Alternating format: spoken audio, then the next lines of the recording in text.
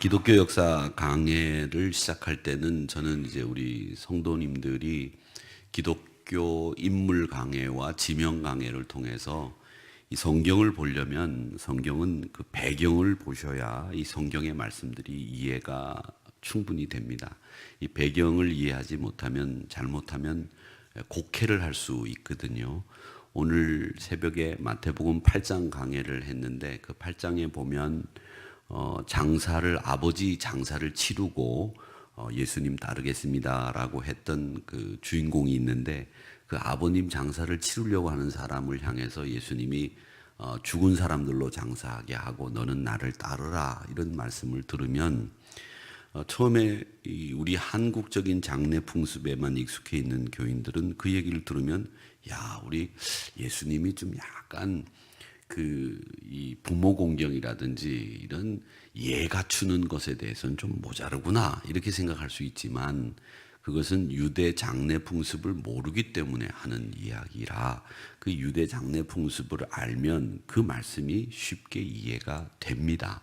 이제 그 유대 장례 얘기는 이제 여러분들에게 지금 뭐 해야 될 시간이 아니기 때문에 안 하지만 그래서 이 지명 강해 인물 강해하고 이 역사 강해에서 중요한 포인트들을 여러분들에게 알려드리려고 했던 것은 여러분들이 성경을 이해하는데 내연, 즉 안의 말씀을 깊이 연구하는 것도 중요하지만 성경이 이루어지게 된 외연, 이 겉에 배경들이 있는데 그 겉에 이 배경들을 여러분들이 이해를 하고 성경을 깊이 들어가 보면 그 말씀이 훨씬 더 감칠맛 나고 그 말씀이 여러분들에게 생생하게 다가올 수 있기 때문에 이런 역사 강해를 통해서 여러분이 성경을 이해하는데 보다 더 넓은 외연을 갖기를 원했는데 여러분들이 어떠해 하셨는지는 모르겠습니다만은 이런 것을 알고 성경을 들여다보는 거하고 모르고 성경을 들여다보는 거하고는 차이가 있겠다. 저는 그런 생각을 합니다. 그래서 이제 수요 강의를 했는데 오늘까지 얘기를 하면 이제 근대에 일어났던 이야기들은 여러분들이 또 다음 우리가 타임에 한번 이런 이야기들을 또 깊이 있게 해볼 것이다 이렇게 생각이 되지만 필요 없을 거라고 생각하지 마시고 그런 어렴풋한 이야기들을 통해서 이런 일들이 다 기독교 역사 안에서 일어났던 일이구나 생각을 하시면 훨씬 더 여러분들이 성경을 이해하는 데 도움이 되리라 생각이 됩니다. 기독교 세계뿐만 아니라 이 유럽은 이제 큰 변화의 물결 앞에 1400년대, 1500년대, 그러니까 15세기, 16세기에 큰 물결들이 밀려옵니다. 어떻게 보면 유럽에 있어서 제일 큰 물결이 변화의 물결이 일어났던 때가 14세기, 15세기, 16세기입니다. 종교개혁이 일어났고 르네상스가 일어났고 그러면서 뭘 발견했느냐면 사람이 도대체 누구냐 이걸 발견했어요.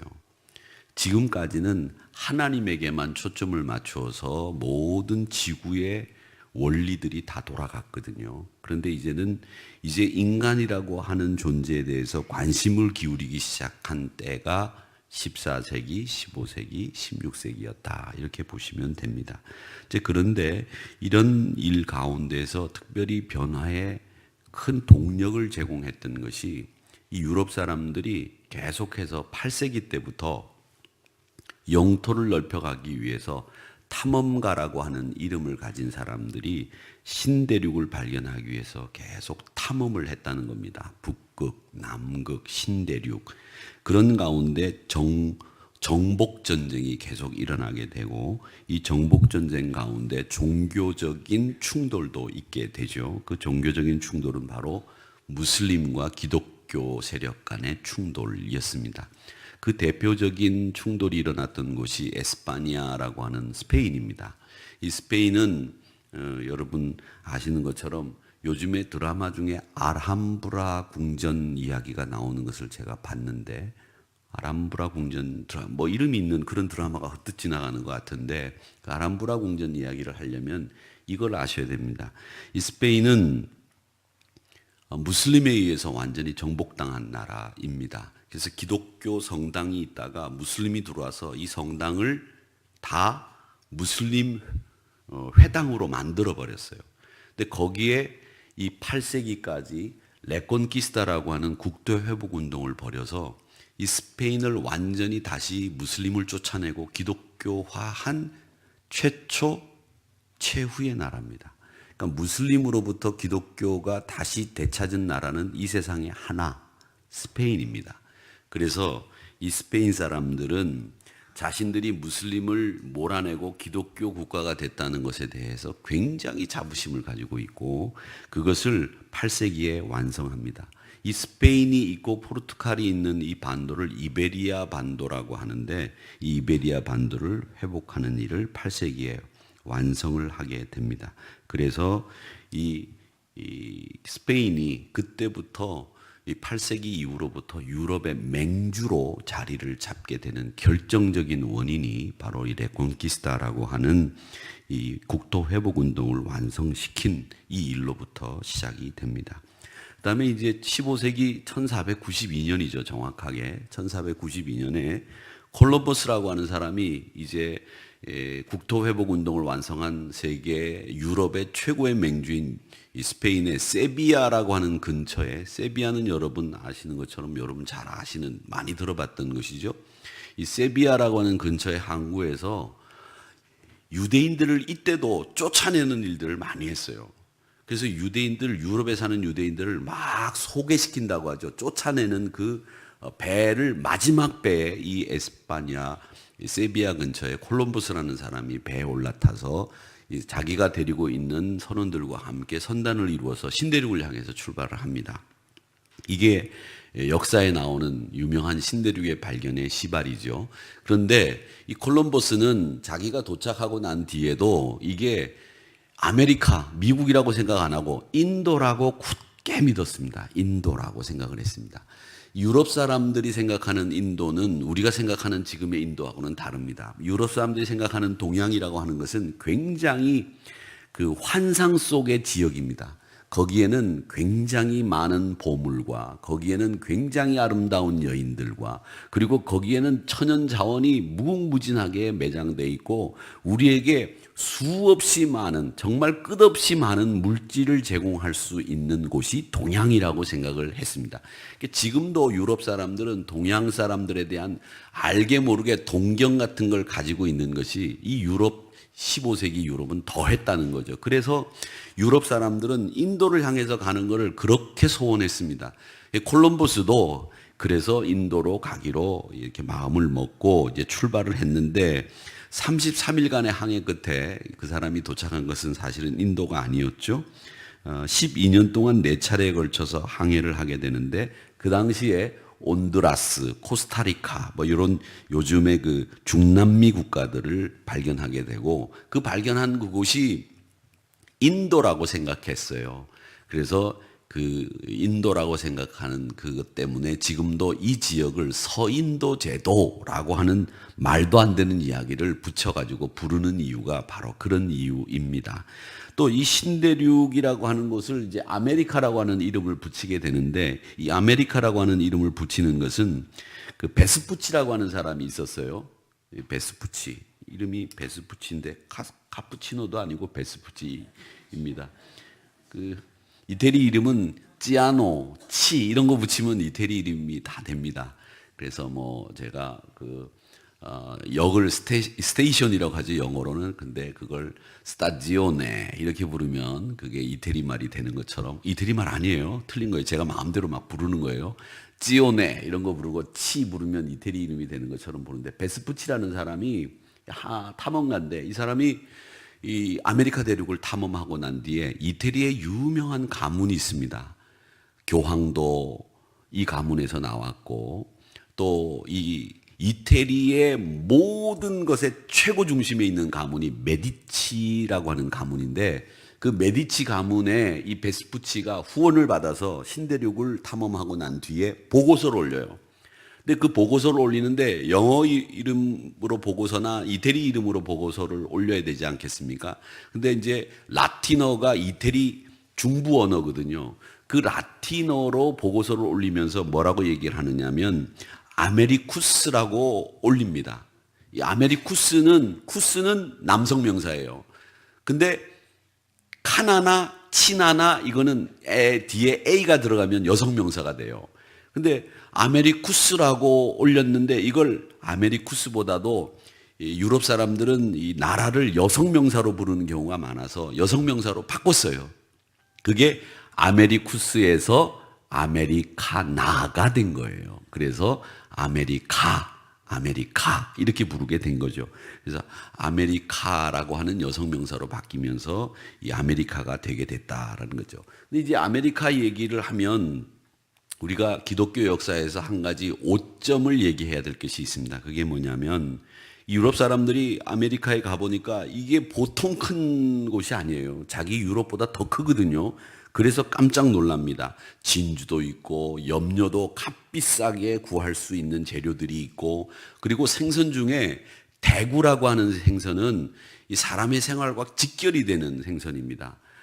가장 우리 인간이 단백질을 손쉽게 바다에서 취할 수 있는 큰 생선이 대구인데, 이 대구도 쉽게 얻을 수 있는 곳인데, 그래서 남아메리카를 이제 정복을 하는데, 이 정복을 하는 명분이 뭐냐? 선교라고 하는 명분으로 정복을 하기 시작을 한 겁니다. 선교라는 명분으로. 그래서 남아메리카에 제일 많이 간 사람들이 누구냐면 군인과 선교사들이 남아메리카에 제일 많이 갔습니다. 근데 이 사람들이 무차별 사륙을 하는 거예요. 무차별 사륙을 하는데 그 무차별 사륙하는 과정은 간단합니다. 뭐냐면 자기네 나라 에스파냐어로 되어 있는 신앙성서 선언문을 읽어줘요. 네가 예수를 믿겠느냐? 하나님이 천지의 한 분이시고 하나님이 세상을 만드신 것을 아느냐? 그 다음에 예수님을 믿고 따르고 살겠느냐? 이걸 자기네 나라 말로 읽어요. 그리고 난데 원주민들이 그 말을 듣고 반응을 보이면 살려두고 반응을 보이지 않으면 애고 어른이고 노인이고 할 것 없이 다 죽여버리는 거예요. 이게 남미에서 일어났던 유럽 사람들의 살육 방법이었습니다. 그 중에서 가장 비극적인 게 잉카 제국에서 일어났던 것인데, 에스파냐 정복자인 빠사로라고 하는 사람이 잉카 제국의 국왕인 아타왈파라고 하는 사람을 만나죠. 이 장면입니다. 이거 그려놓은 상상도인데, 그리고 잉카 제국의 정권을 하나님이 가지고 계시는데 그 하나님이 우리 교황에게 맡겨서 나는 그 교황의 전권을 받고 너희 나라를 접수하기로 왔다. 그러면서 성경을 줍니다. 성경을 읽고 이 성경대로 네가 살기를 원하면 여기서 무릎을 꿇어라. 그랬는데 이 알타와타라고 하는 왕이 그 성경을 받아들고 땅에다 내패대기를 쳤어요. 그래가지고 바로 이 왕을 목졸라 살해하고 잉카 제국에 있는 사람들을 그 양식대로 살해합니다. 사람을 일단 모아놓고 에스파냐어로 성경의 어떤 말씀이나 신앙성서문을 쭉 읽어주고 반응이 보이는 사람들은 끄집어내요. 그리고 난 뒤에 반응이 없으면 그대로 다 죽이는 거예요.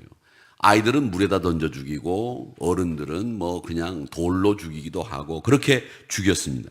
그리고 유럽 사람들은 이 남미 원주민들을 원숭이와 인간 사이에 하나님이 만든 세 번째 종류의 사람이다 이렇게 생각을 했기 때문에 노예로 생각해도 무방하다 이렇게 생각을 한 겁니다.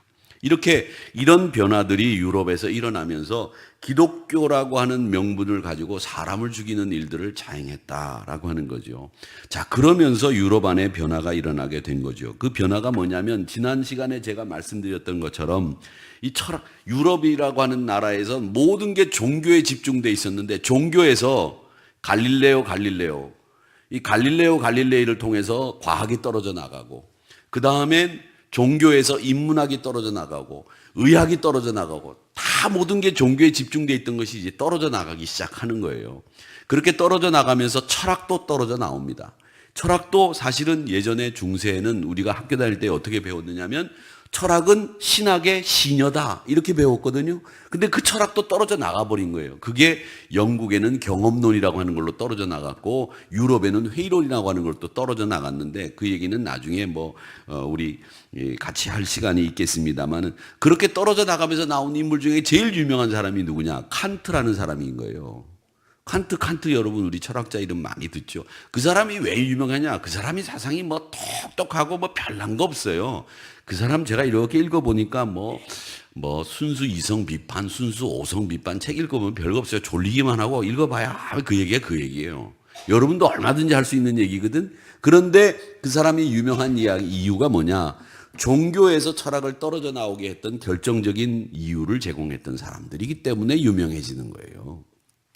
자, 그렇게 되고 난 뒤에 이제 그런 변화들이 있고, 그 다음에 이제 신학적으로 보면 성경이 제임스 1세가 성경을 쓰라고 해서 틴들 성경의 90%를 적용해서 제임스 버전 성경, 킹 제임스 버전 성경이라고 하는 흠정역 성경을 만들었다고 제가 말씀을 드렸죠. 지지난 시간에 말씀을 드렸는데, 이 제임스 1세가 아주 우유부단한 사람이에요.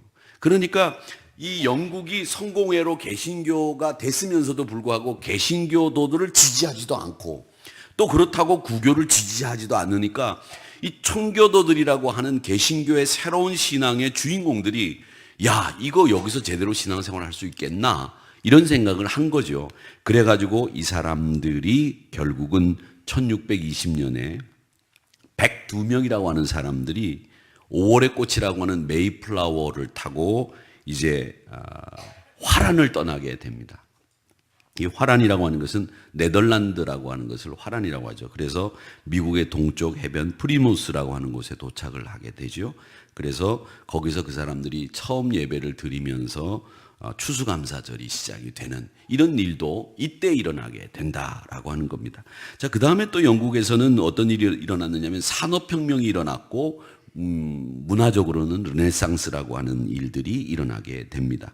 근데 이 르네상스는 뭐냐면 이 사람을 사람답게 보기 시작하자라고 하는 운동이 시작이 됐다. 이렇게 생각을 하시면 됩니다. 자, 이런 운동들을 여러분들께 쭉 간단하게 이제 말씀을 드렸는데, 이 말씀을 보면서 제가 오늘 본문을 택한 것은 노아의 이야기이고, 또 여러분이 아시는 것처럼 모세의 이야기입니다. 이 노아의 이야기와 모세의 이야기를 우리가 이 사건을 통해서 다시 바라보아야 되는 인물로 보는 거죠. 왜 노아가 의로운 사람이 됐느냐, 여러분 아셔야 됩니다. 지금 종교개혁을 일으키고 청교도 신앙인들이 화란을 떠나서 플리모스 해변까지 항해를 하면서 102명이 끝까지 살아남아서 하나님 앞에 추수감사 예배를 드리면서 자신의 신앙의 자유를 찾아서 올 수 있었던 것은, 그 이유가 뭘까? 그 이유는 하나입니다. 노아를 통해서 우리가 배우는 교훈인데, 그 노아는 하나님께서 뭐라고 말씀하셨느냐면 7장 1절에 내가 너의 의로움을 보았다, 이렇게 말씀하셨거든요. 그러니까 노아는 한마디로 의로운 사람이었습니다. 의로운 사람. 자, 그러면 의로운 사람이 되는 것은 어떻게 해서 우리가 의로운 사람이 되느냐? 여러분 잘 아셔야 돼요. 의로운 사람이 어떻게 됩니까? 내가 의로운 행실을 하고, 내가 착한 일 많이 하고, 사람들에게 겸손하고, 내가 신앙의 거듭남을 통해서 내가 하나님 앞에서 신실하게 살면 의로운 사람이 될 수 있을 거야, 이렇게 막연하게 생각하시면 안 됩니다. 여러분 어떻게 의롭게 살겠어요? 우리가 의로운 사람이 아니에요. 우리는 다 죄인이에요. 의인이라고 하는 말을 쓰죠. 의인, 의롭다고 인정받는 거, 의인. 제가 의인이라고 하는 말을 요거 화면으로 한번 띄워봐 주세요. 제 화면. 네. 의인이라고 하는 것은, 제가 한자는 잘 못 쓰지만 잘 보이세요? 아, 좀 얇아 보이네. 그죠? 얇아 보이죠? 그래도 의자예요, 이게. 의자인데 조금 더 굵게 써볼게요, 제가. 굵게 써볼게요. 의자에다가 인자가 사람 인자가 아니에요. 이거 아니에요. 의인이라고 하는 말은 인정할 인자예요. 이렇게 의인이에요. 그러니까 의롭다고 인정했다는 얘기예요. 이제 다시 돌려주세요. 그러니까 우리가 의인이라고 하는 게 아니에요. 의인이라는 말은 하나님이 우리를 의롭다고 인정해 줬는데, 이 말은 뭐냐면 의의 옷을 입혀 주셨다라는 거예요. 그러니까 우리가 구원을 받고 우리가 하나님의 사람이 됐다고는 하지만 아직까지 우리는 죄의 경향성이 남아 있다니까요. 그래서 죄를 지으려고 하거든. 야, 요거 어떻게 하면 요거 가고 뒤통수를 한 대 탁 때려가지고서, 아, 요거 어떻게 하면 내가 요걸 하나 더 뺏어 먹어가지고 내가 배부를까? 요런 생각들을 다 하는 거예요, 사람들은. 그래서 하나님이 아직도 죄의 경향성이 우리 안에 남아있다 이렇게 말씀하시면서 우리를 의롭다고 인정하셨다 이렇게 얘기를 하시기 때문에 우리는 의의 옷을 입고 있을 뿐이지 아직도 우리는 죄를 지으려고 하는 경향들이 많은데, 우리가 그러면 어떻게 의롭게 사느냐? 방법은 하나예요. 방법은 하나. 자, 창세기에 나오는 이 노아의 모습을 보면 우리가 알 수 있습니다. 공부하기가 얼마나 어렵습니까? 또 몸무게를 줄이는 게 얼마나 어렵습니까? 요즘 사람들이 그런 얘기 하잖아요. 몸무게 줄인 사람하고는 사귀지 마라. 몸무게를 줄인 사람하고는 사귀지 마라. 왜? 지독한 놈이다. 그러니까 그 사람하고는 친구 삼지 마라. 이런 얘기 있어요. 그러니까 여러분, 그게 어렵다는 거죠. 하나님 마음을 맞추기는 쉬우냐? 하나님 마음을 맞추기는 도리어 쉽다고 생각해요. 왜? 사람 마음 맞추기는 어려워요. 왜? 사람이요, 이랬다 저랬다 하기 때문에 그 마음을 맞추기가 보통 어려운 게 아니에요. 사람이 천편일률적으로 똑같으면 좋아요. 처음부터 끝까지 똑같으면 되는데 사람은 요랬다 저랬다 하거든요. 그래서 맞추기가 힘든 거예요. 근데 하나님은 변함이 없는 하나님이에요. 그래서 우리가 맞추기가 쉬워요. 그러니까 우리가 의롭다고 인정받을 수 있는 방법은 뭐냐? 하나님이 기뻐하시고 좋아하는 사람이 의로운 사람인데 그 방법은 뭐냐? 여러분 따라하세요. 하나님과 동행하자. 하나님과 동행하자. 그게 의로운 사람이 되는 방법이에요. 가장 쉬운 방법이기도 하지만 우리가 가장 생각 없이 하나님의 마음에 합하고 의로운 사람이 되는 방법에 대해서 우리가 나름대로 생각하는 거죠. 자기가 어떻게 하면 의로운 사람이 될 거다 이렇게 생각하는데 아니에요. 여러분, 달빛이 어떻게 있습니까? 달빛이 햇빛을 받아서 그 달빛이 우리 눈에 비치는 거 아닙니까? 마찬가지예요. 우리는 우리 스스로 빛을 낼 수가 없어요. 하나님이 빛을 비추어 주셔서 우리가 빛을 발하는 거죠. 그와 마찬가지로 우리는 달이 해가 있어야 되듯이 우리도 하나님이 있어야 의로워지는 거예요. 그러니까 항상 하나님과 동행하기 위해서 애를 쓰는 사람, 그 사람이 바로 의로운 사람이라는 거죠. 그런 사람이 되기 위해서 그 옛날 믿음의 선배들이 신앙의 자유를 찾기 위해서 배를 타고 목숨을 걸고 갔던 것이고, 그 옛날 그 믿음의 선배들이 우리랑 같은 종족은 아니지만 유럽에서 믿음을 회복하기 위해서 목숨을 걸고 투쟁을 했던 것이면서 인간이 도대체 누구냐라고 하는 것을 발견하게 만드는 역사들을 이루었다라는 겁니다. 그러니까 하나님은 우리에게 가치 있겠다라고 하는 약속을 굉장히 많이 하셨어요. 가치 있겠다라는 말씀을. 요한복음 14장 18절의 말씀에 보면 예수님이 뭐라고 말씀하셨냐면, 내가 너희를 고아와 같이 버려두지 아니하고 너희에게로 오리라, 이렇게 말씀하셨어요. 근데 여러분, 이 말씀 보시면 뭐가 잘못되어 있는 것 같지 않아요? 잘 보세요. 뭐가 잘못되어 있나? 발견하시면 끝나고 제가 한번 손을 잡아 드리겠습니다. 이거 드릴 게 지금 생각이 없어서. 내가 너희를 고아와 같이 버려두지 않고 너희에게로 가리라. 예, 누가 말씀하셨는데 너희에게로 가리라. 이게 맞는 말이에요. 근데 오리라라고 했죠. 이 말씀은 뭘 뜻하느냐면 예수님이 너와 나를 이렇게 사이를 띄고 두어둔 사람이라고 하면 내가 너희에게 가리라, 이렇게 말씀하셨을 거예요. 그렇죠?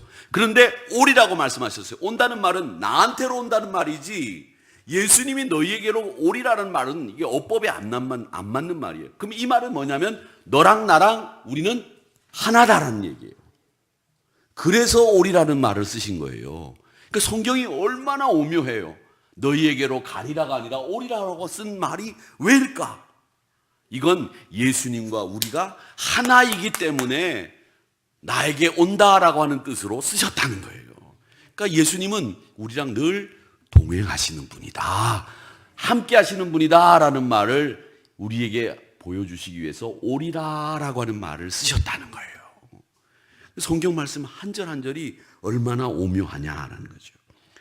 부활하신 지 사실 만에 승천하시면서 예수님이 그냥 떠나시면서 야, 내가 너희들을 그냥 버려두고 떠날 테니까 너희 그렇게 알아? 이렇게 말씀하셨어요? 아니죠. 성령을 너희에게 보내시겠다고 말씀하시면서 요한복음 14장 20절의 말씀에 보면 그날에는 내가 아버지 안에 너희가 내 안에 내가 너희 안에 있는 것을 너희가 알게 된다. 그렇게 말씀하시면서 아버지와 예수님과 우리가 다 함께 어울려 살게 되는 함께라고 하는 이야기를 이렇게 말씀하시고 있다는 거죠. 그러면서 나 대신에 누가? 성령 하나님이 오신다. 이렇게 이야기하셨어요. 그 유명한 요한계시록 3장 20절 말씀에 뭐라고 말씀하셨습니까? 내가 문 밖에서 서서 두드릴 때 누구든지 내 음성을 듣고 문을 열면 내가 그에게로 들어가서 그와 더불어 먹고 그와 더불어 내가 마실 것이다. 그렇게 얘기하시지 않았습니까? 먹고 마신다. 여러분, 노아가 의인이 된 것이 그 사람이 뭐 아주 큰 행동이 경건해서 행동이 경건하긴 뭐가 경건해. 포도농사 다 지어놓고 그거 포도주 만들어가지고 술이 취해가지고 자기 바지 벗어지는지도 모르는 사람인데 경건해요? 뭐가 경건해? 나도 포도주는 못 먹어. 근데 지는 포도주 먹고 말이지 바지 벗어지는지도 몰랐잖아. 뭐가 경건해? 근데도 노아는 의인이에요. 왜 의인이냐? 그의 행실이 의인이 된 게 아니라 그가 하나님과 동행하려고 했기 때문에 의인이라고 성경은 얘기하는 거예요. 그러니까 우리 믿음의 선배들이 다 보면 하나님과 동행하는 것을 굉장히 사모했어요. 사랑하는 성도 여러분, 내가 의로운 행동을 하는 것도 좋습니다. 경건한 행동을 하는 것도 좋고 하나님 앞에 미쁘신 모습을 보여드리는 것도 좋지만 여러분, 늘 하나님과 동행하는, 하나님이 내 곁에 계시다고 하는 것을 인식하고 신앙생활하는 여러분들이 되시기를 축원합니다. 이게 의롭다고 인정받는 사람이 되는 길이에요. 그리고 하나님이 일하실 때 필요한 사람이 누구냐? 이런 일들을 하는 것을 보면 말이죠, 하나님이 들어서 쓰시는 사람이 있다는 걸 알 수 있어요.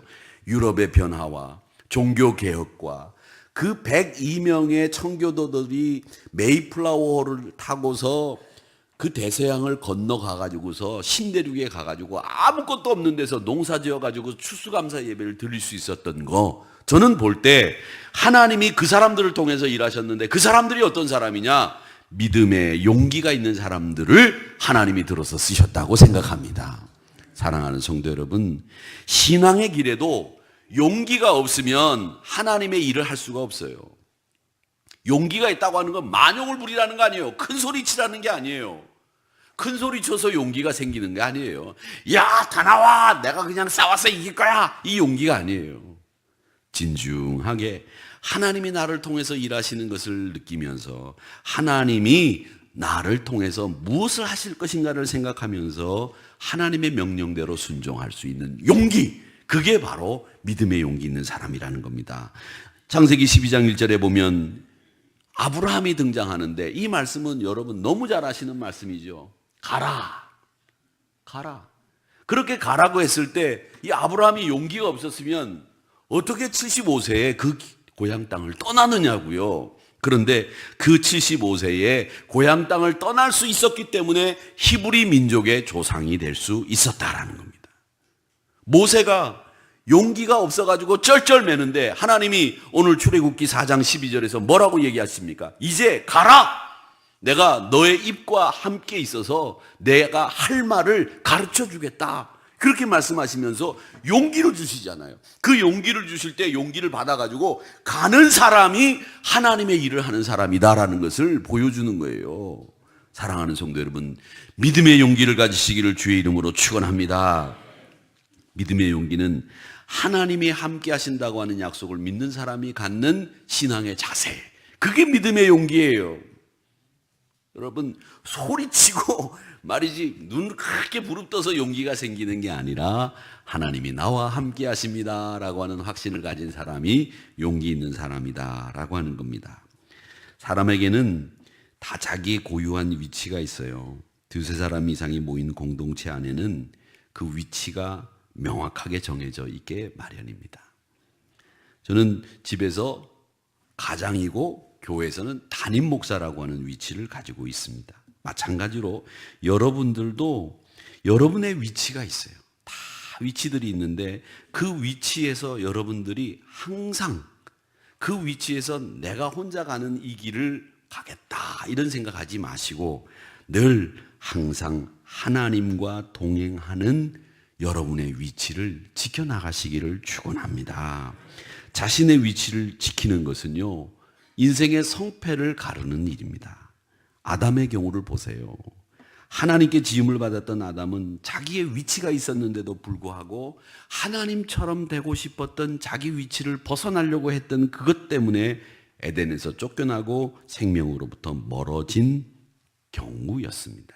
그러니까 우리가 잊지 말아야 될 것은 함께 하시는 하나님, 기독교 역사를 보면 계속 그 역사의 배경에는 누가 역사하셨느냐? 함께 하시는 하나님의 손길이 있었다는 것을 우리는 발견하게 됩니다. 그래서 이 기독교 역사를 우리가 쭉 이렇게 훑어보면 아하, 그 믿음의 인물들 뒤에는 항상 함께 하시는 하나님이 계셨고, 또 하나님이 일하시는 그 사람들을 보면 믿음의 용기들이 다 있는 사람들을 하나님이 쓰셔서 지금의 기독교를 만드셨구나라고 하는 것을 우리가 발견하게 되는 겁니다.